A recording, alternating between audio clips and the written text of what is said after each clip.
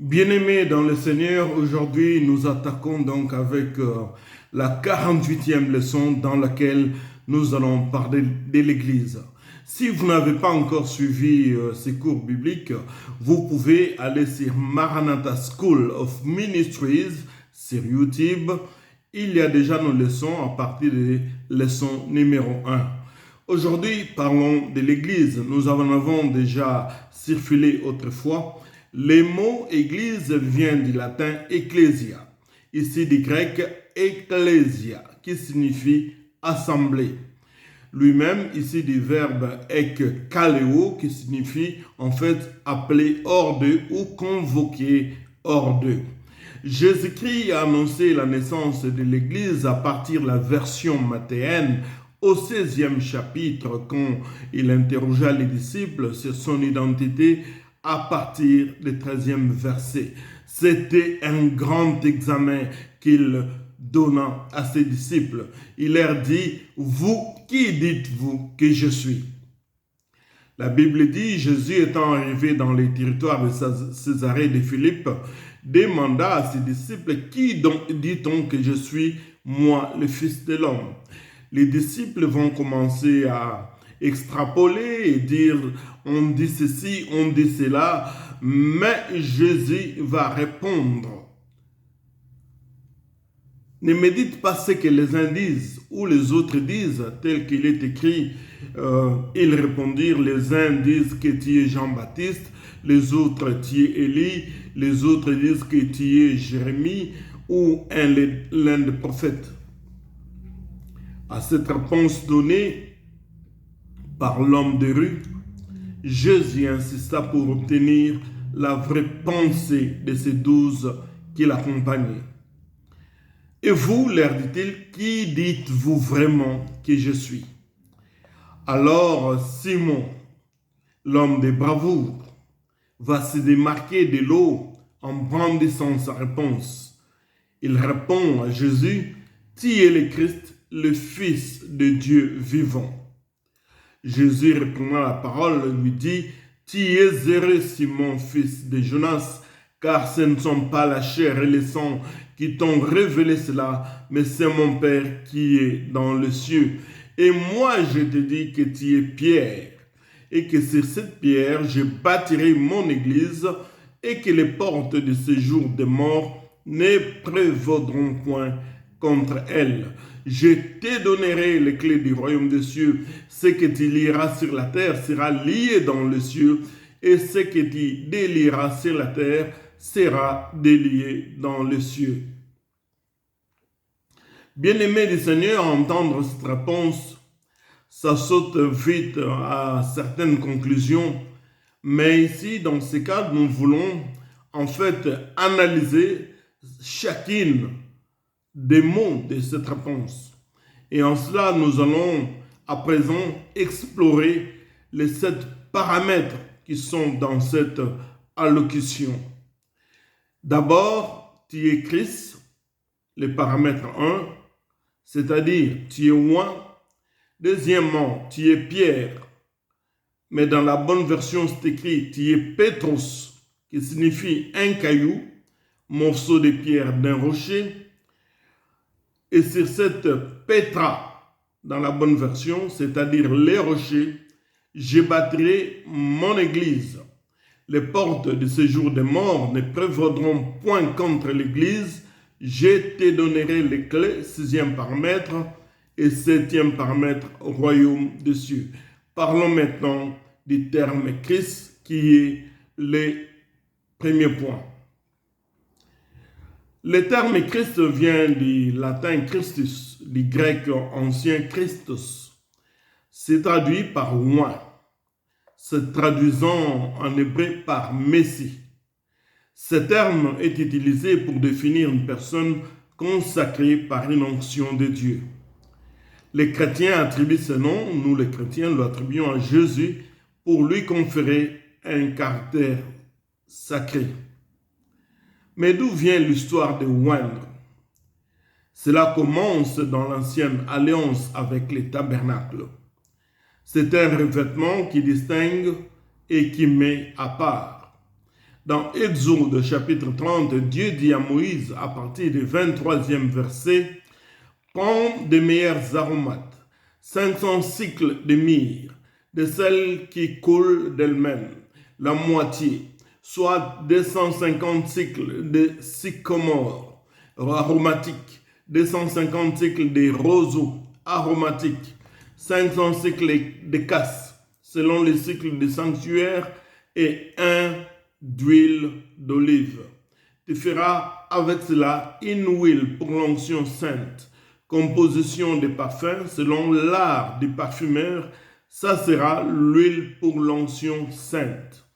Tu en oindras la tente d'assignation et l'arche du témoignage. Donc à première vue, l'onction était destinée à la tente d'assignation ainsi que l'arche du témoignage. Tu oindras ensuite tous les ustensiles, les chandeliers, l'autel de parfum, l'autel des holocaustes, tous ces ustensiles, la cuve avec sa vase. Tu sanctifieras ces choses. Elles seront très saintes.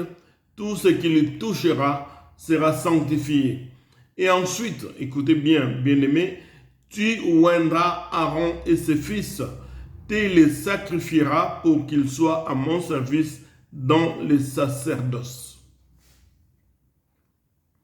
Donc l'huile sainte, selon l'art des parfumeurs, les savoirs des parfumeurs, devra servir à oindre les sanctuaires, ainsi que tous ces ustensiles. Ce n'est qu'ensuite que cela va se passer dans la vie d'Aaron et de ses fils.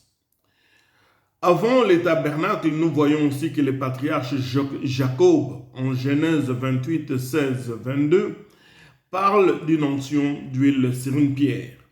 Jacob versa de l'huile sur la pierre dont il se servit pour dormir et qu'il érigea ensuite en loignant et changeant les noms de la ville cananéenne qui s'appelait autrefois Luz, qui signifie armandier ou lumière, en lui donnant le nom de Bethel, qui signifie temple de Dieu.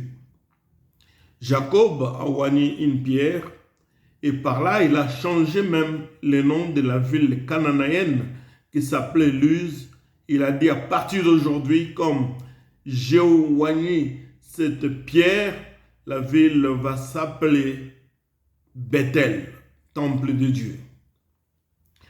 Le Seigneur Jésus-Christ n'était pas oint avec ces mélanges d'huile d'onction fait des mains d'homme. Il a été oint par Dieu lui-même, selon Actes chapitre 10, le verset 38. Nous lisons, « Vous savez comment Dieu a oint du Saint-Esprit et de force Jésus de Nazareth, qui allait de lieu en lieu faisant du bien et guérissant tous ceux qui étaient sous l'empire du diable, car Dieu était avec lui. » Et Jésus va confirmer cette onction, cette vérité donc, quand il entra dans le temple et qu'il ouvrit les rouleaux. Il dit dans la version lucanienne, au chapitre 4, 18e verset, « L'Esprit du Seigneur est sur moi, parce qu'il m'a oint pour annoncer une bonne nouvelle aux pauvres. Il m'a envoyé pour guérir ceux qui ont le cœur brisé, pour proclamer aux captifs la délivrance, aux aveugles le recouvrement de la vie, pour envoyer libres les opprimés. » Dans Jean 1, chapitre 2, le verset 22, la notion de l'onction est attribuée à tous ceux qui appartiennent à Christ, à vous et à moi. 1 Jean 2, 20, pour vous, vous avez reçu l'onction de la part de celui qui est saint, et vous avez tous de la connaissance. Là, c'était donc le premier paramètre, Christ oint, l'onction. Deuxième paramètre, c'est Tie Petros. Eh bien, Jésus n'utilise pas le nom Pierre, mais plutôt celui de Petros. Il lui dit Tie Petros, qui signifie un fragment de rocher ou une pierre de construction que l'on place dans une fondation. Troisième paramètre, il parle de Pétra. Jésus-Christ rajoute qu'il bâtira son église sur Petra, qui signifie les rochers tout entiers sur lesquels Pétros fait partie des éléments du puzzle ou de l'ensemble. Cette fondation sur laquelle l'église sera bâtie est donc la révélation que Simon-Pierre avait reçue de Dieu en ce qui concerne la déité de Jésus-Christ. Nous en avons déjà parlé donc de la déité de Jésus-Christ. Le quatrième paramètre, c'est mon église. En parlant d'église, il ne s'agit pas ici d'un bâtiment ou d'un local, ni même d'une dénomination. L'église ici représente tout l'ensemble du corps de Christ. Elle devait naître après la mort et la résurrection du Seigneur. Quand Dieu a frappé Adam et l'a endormi, Ève est sortie d'Adam. Et quand Jésus a été frappé et tué à la croix, son épouse, l'Église, est sortie de lui. L'Église est le corps mystique de Christ pour lequel le Consolateur est envoyé. En disant « Je bâtirai mon Église », Jésus-Christ montrait clairement que c'était une promesse qui s'accomplirait dans l'avenir, donc après lui. Quand nous comprenons que l'Église appartient à Jésus, nous arrêterons donc de nous faire la guerre, de nous diviser pour les dénominations ou pour les œuvres locales. Comme nous le voyons aussi aujourd'hui dans les camps des serviteurs de Dieu, il est acharné, c'est tiraillant, c'est mes membres, alors qu'ils appartiennent tous au corps de Christ. Dans Ephésiens 1, chapitre 22, nous lisons, « Il a tout mis sous ses pieds et il a donné pour chef à l'Église, qui est son corps, la plénitude de celui qui remplit tout en tous. » Le chef de l'Église, ce n'est pas un pasteur ni un apôtre, ni un docteur, évangéliste ou prophète. Le chef de l'Église, c'est Jésus-Christ. 1 Corinthiens 12, 25 enchaîne en déclarant « Afin qu'il n'y ait pas de division dans les corps, qu'il n'y ait pas de division dans les corps de Christ, mais que les membres aient également soin les uns des autres. » Vous comprenez pourquoi Jésus insiste qu'il faut l'amour dans le corps de Christ, dans son Église. Si un membre souffre, tous les membres souffrent avec lui. Si un membre est honoré, tous les membres se réjouissent avec lui. Vous êtes le corps de Christ, vous êtes ses membres, chacun pour sa part. Bien-aimés de Dieu,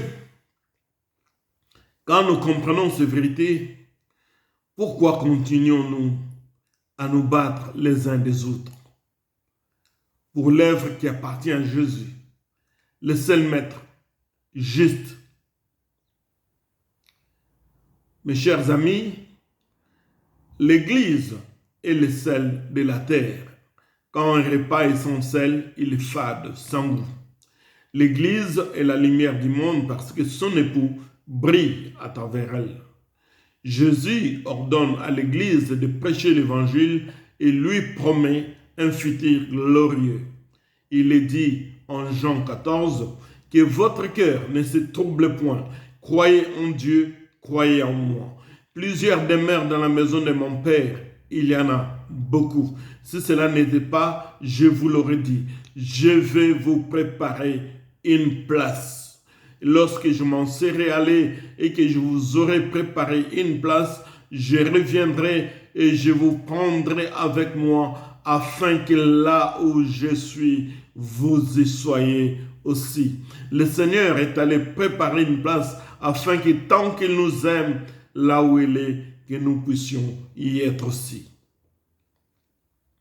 Le cinquième paramètre, c'est les portes de séjour des morts qui ne prévaudront point contre l'Église. Il s'agit des portes de Hadès en grec ou de Sheol en hébreu. Ces deux termes sont utilisés pour désigner la mort. Mais il y a des interprétations à ces 5e paramètres. La première interprétation, la mort de Jésus-Christ à la croix ne pouvait jamais être un obstacle à la naissance et au fondement de l'Église. Jamais la mort à la croix ne pouvait empêcher ou anéantir l'Église. Donc cette Église est victorieuse même sur la mort. La deuxième interprétation que nous pouvons donner à ce 5e paramètre, les portes des Hadès peuvent aussi désigner la puissance de Satan, puissance de la région infernale. Le diable et toute son armée démoniaque ne pourront jamais et alors jamais ébranler l'Église. Le 6e paramètre, les clés. Les clés représentent l'autorité. Quand on a les clés, on peut ouvrir toutes les portes. Matthieu 16, 19 le dit, Matthieu 18, 18 le déclare. Je vous le dis en vérité, tout ce que vous lierez sur la terre sera lié dans le ciel. Et tout ce que vous délierez sur la terre sera délié dans le ciel. Le Seigneur démontre que son Église a une autorité et une puissance certaine. Le jour de Pentecôte, Pierre a brandi ses clés en annonçant la repentance et le baptême au nom de Jésus pour le pardon des péchés et recevoir les dons du Saint-Esprit, selon le 38e verset des Actes des Apôtres au chapitre 2. La porte a été ouverte aux Samaritains selon Acte 8 et aux païens selon Acte 10 dans la maison de Corneille. Nous arrivons donc maintenant au 7e paramètre, le royaume des cieux. Ce terme est le fondement même de la vie en Christ. Pour les Juifs, ceci se référait à l'établissement d'un royaume sur terre par le Messie qui viendrait combattre et vaincre tous les ennemis d'Israël. Le royaume de Dieu désigne premièrement la loi de Dieu. L'autorité divine est royale. Il n'y a pas de différence entre royaume de Dieu et royaume des cieux. Ces deux termes ne sont que des variations linguistiques de la même idée. Ces deux termes sont l'opposition des royaumes de ce monde qui lui se trouve sous le contrôle de l'ennemi Satan. Le but du règne de Christ est de détruire toutes les forces hostiles et les soumettre toutes à la loi de Dieu souverain. Le dernier ennemi qu'il faut détruire est donc la mort. Voici les deux conditions requises pour qu'un royaume existe. 1. Il faut qu'il y ait un roi. Nous en avons, Jésus-Christ. 2. Il faut qu'il y ait un royaume avec des sujets sur lesquels le roi règne, l'Église et tous ses membres formant le corps de Christ. C'est pour cette raison que la version mathéenne déclare au chapitre 6, 33 « Cherchez premièrement les royaumes et la justice de Dieu, et toutes ces choses vous seront données par-dessus. » Bien-aimé, ce royaume est un royaume de justice. Dans ce royaume, il n'y a pas d'injustice. Ce royaume n'est pas de ce monde, c'est un royaume spirituel, un royaume de puissance. Ce royaume n'est pas le manger et le boire, mais la justice, la paix, la joie par le Saint-Esprit. En Luc 16, 16, la Bible dit, il faut user de violence pour y entrer. Pour être partisan de ce royaume, la Bible nous dit clairement, c'est Jésus qui dit au docteur de la loi Nicodème dans la version ioannique au chapitre 3, le 5e verset, en vérité, je te le dis, Nicodème, si un homme n'est né de nouveau, il ne peut voir le royaume de Dieu. Nicodème lui dit, comment un homme peut-il naître quand il est vieux? Peut-il rentrer dans le sein de sa mère et naître? Jésus va lui dire, en vérité, je te le dis, si un homme n'est né d'eau et d'esprit, il ne peut entrer dans le royaume de Dieu. Ce qui est né de la chair est chair, et ce qui est né de l'esprit est esprit. Ne t'étonne pas que je t'ai dit, il faut que vous naissiez de nouveau. Mes chers amis, nous venons de parler donc de la naissance de l'Église. Le Seigneur n'a pas donné une Église titubante, moribonde, non, une Église forte. Les gens qui disent que l'Église dans ce siècle est troublée par tous ces pasteurs évangélistes, c'est parce qu'ils ne connaissent pas les Écritures. Les portes d'enfer ne prévaudront pas contre l'Église. Le vrai corps de Christ ne peut être menacé et détruit par les puissances maléfiques. C'est une Église glorieuse, militante, pour laquelle Jésus a dit, je m'en vais vous préparer une place.